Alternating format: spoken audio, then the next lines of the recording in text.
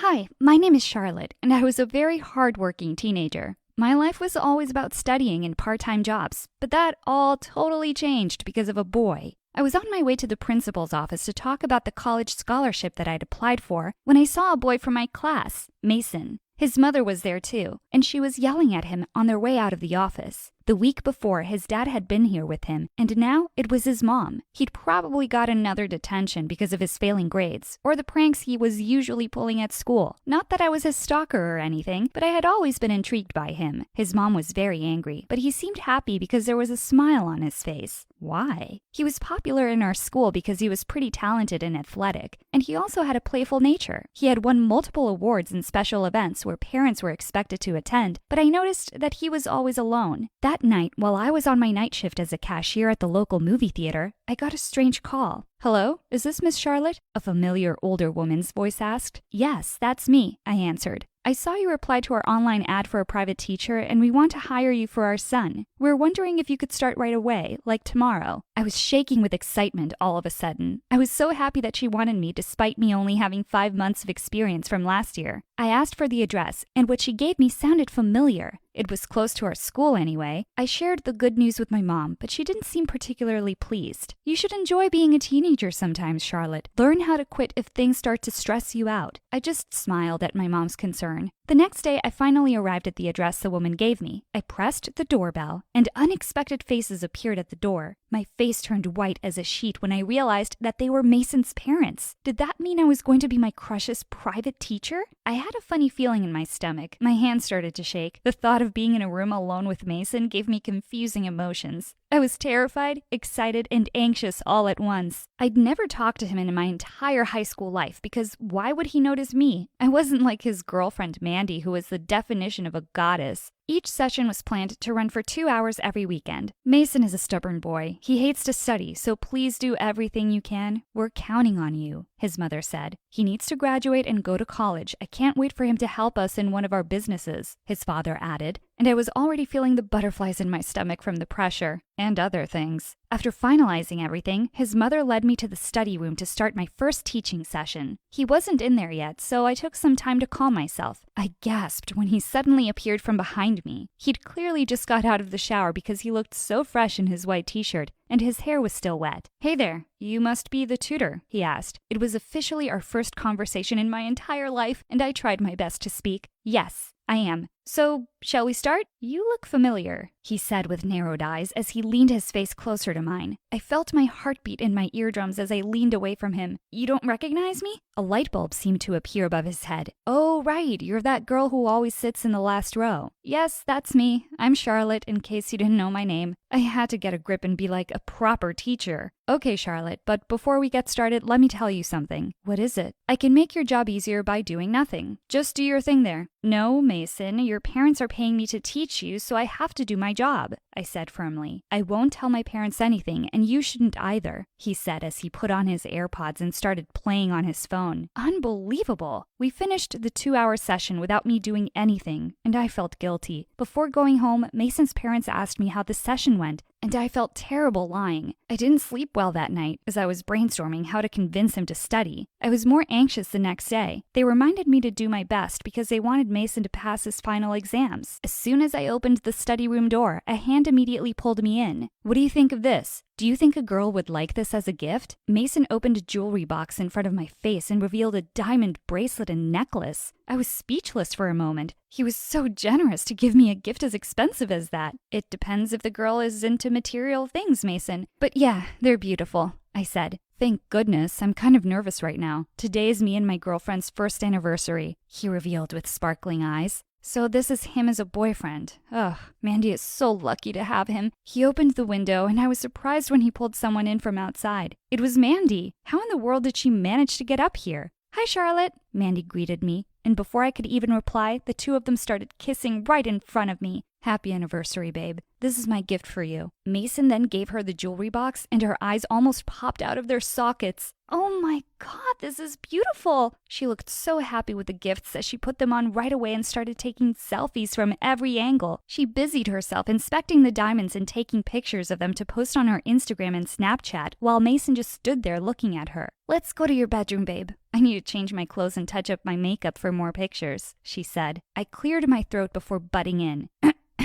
"Excuse me, guys, but just a little reminder that we're having a private teaching session right now. We have a math quiz tomorrow, and you have to pass it this time, Mason." I gave him a stern look. "Don't worry about that, Charlotte. I can pass it," he said confidently. Mandy then dragged him out of the room. I wanted to scream in frustration. I wanted to tell his parents what was going on, but what if he got mad at me? Why was he like this? I was sure he could do better, and why would he allow Mandy to treat him like that? She was all over his gift instead of him for their anniversary. He was so visibly disappointed. The next day at school, while I was on my way to our first class, Julia, a particularly mean classmate, blocked my way in the hallway. "Hey, nerd, I want to copy your answers later for the exam," she demanded, which surprised me. I mean, why would I do that? This girl had bullied me almost every day. "That's not right, Julia. You should study and be prepared. That's your responsibility as a student." To my surprise, she suddenly shoved me, which sent me sprawling on the floor. "Selfish nerd," she yelled at me before walking away with her friends. I turned onto my side and saw a hand offering to help me. "Stop sulking and get up."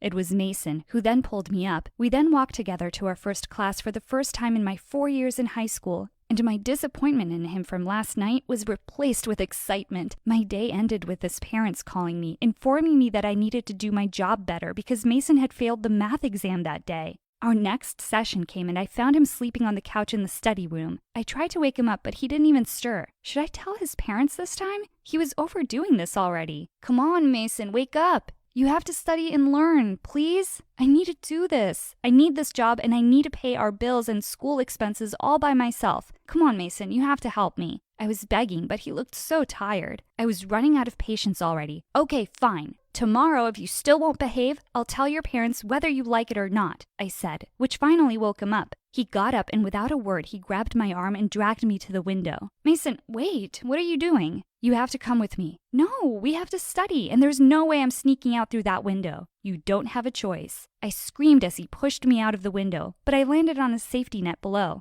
That answered my question from last time. I had no other option but to follow him into his car, or his parents would notice us. He started driving, and my heart was pounding hard against my chest. "You're crazy! What if they catch us?" I should have been stricter with him. I couldn't let him do things his way all the time. "Stop worrying about the world even just for a minute, okay?" He convinced me, and all I could do was lean back in defeat. Minutes later, we stopped by a familiar house. "Wait a minute, this is Julia's house. What are we doing here?" "Get out of the car and come with me," he said with a naughty grin on his face. He opened his trunk, grabbed some rolls of toilet paper, and started throwing them on the trees in front of the house. "What are you doing? We'll both get in trouble, Mason." "Julia deserves it for bothering you." It took me almost a minute to process his intentions, and moments later we were both giggling as we threw more toilet paper over the trees in their car. Did you know that a Japanese horror novelist called Koji Suzuki wrote an entire novel on a single roll of toilet paper? I blurted out a random fact from something I read a month ago. "That must have been an interesting novel," he replied. Someone must have noticed us because a part of the house lit up. We rushed back to his car and he immediately dashed off. My stomach hurt from laughing and from the thrill. "That was cool," I said while panting. "Sometimes you just have to let loose and own the world, Charlotte." His words struck me and I was quiet for a moment. "And now it's time for a party," he announced. "What party?" He told me that his old friend was having an epic party in the countryside and he needed to join. Unfortunately, his car got stuck in the middle of the road. "Great. We're in big trouble now, Mason. Your parents aren't going to know where we are." There was no signal, so we decided to wait for a car to ask for help, but an hour passed and no one came. I settled in the back of his car and gazed up at the stars. I couldn't remember the last time that I had been able to relax like this without thinking about my responsibilities. Mason saw me lying there and joined me. We were both quiet for the first few minutes, but then I realized that it was finally my chance to ask him questions about his parents. He seemed reluctant at first, but he eventually spoke. "Their world revolves around their jobs and our businesses. I'm non-existent at home. They only notice me when I do stupid things, so it's useless to be an achiever at this point." So he just wanted attention from his parents. This side of Mason softened my heart, and for some reason he became more physically attractive in my eyes too. We continued to talk about life and our families until we finally got sleepy. Morning came, and we were finally able to get help and return to the city. His parents called him, and since the call was on loudspeaker, I heard everything. "Can you please stop disappointing us, Mason? We're tired of this. Your teacher is useless too." What he said next caught me off guard. "Don't drag her into this, Mom. It was all my fault, okay? I tricked her into coming with me when all she wanted was for us to study. And please, about disappointing you, what's new? You only notice me when I get in trouble." It was the first time that I'd seen him that mad. He then ended the call and was quiet for the rest of the ride. It was Friday night, and my boss at the theater told 3 other staff members and me that it would be our last week because they were cutting costs. So I went home crying and frustrated. The next day at Mason's house, I had expected him to change his behavior this time because of what had happened last week. But he was busy preparing a prank for his friend. Remembering what his mother said about me, my patience had finally run out. I slammed my hand against the table loud and shouted at him. "You should study because other people out there are working so hard to go to school and get their diploma. You can blame your parents all you want, but at some point in life, you have to take responsibility for your actions, Mason." This stunned him for a few moments. To my surprise, he finally sat down beside me and started flipping the pages of my book. And for the first time, we finally had a decent teaching session. He tried to listen, but I felt that he was preoccupied. He didn't even pass the short quiz that I gave him after our discussion. But at least it was progress. I went home satisfied. It was my last day at the movie theater, and I saw him buying tickets from the other booth with Mandy. After the movie, I noticed that Mason was alone, looking like he was about to cry. I left my booth and asked him how he was doing. Mandy and I broke up. "We have been having trouble lately, and I was trying to get her back, but now I should probably give up. Maybe you two aren't meant to be together," I comforted him. An idea then came into my head. "You know what? There's this simple, hard-working, and down-to-earth girl I know. I'll introduce you to her if you solve all the challenging problems that I'll be preparing for you." I smiled when I saw the determined look on his face. Over the next few days at school, Mason and I became closer than ever before. He also helped me find another part-time job. As finals approached, I pushed him harder to study more with me, even at school. I convinced him to be more open about the things that he couldn't understand so I could more effectively teach him. To everyone's surprise, Mason ended up in the top 10 highest scorers next to my name, and I was so proud of him. Out of pure happiness, he hugged me so tight he almost crushed my ribs. During lunch, he joined me at my table. "So where's this girl that you were talking about?" he said. I almost choked on my spaghetti. "I was actually referring to myself," I playfully told him as I winked, and he burst out laughing. "You tricked me," he said, and we couldn't control our laughter. Deep down, I was hoping he'd date me, but my little fantasy was shattered when he took Mandy to the prom. It looked like they'd gotten back together.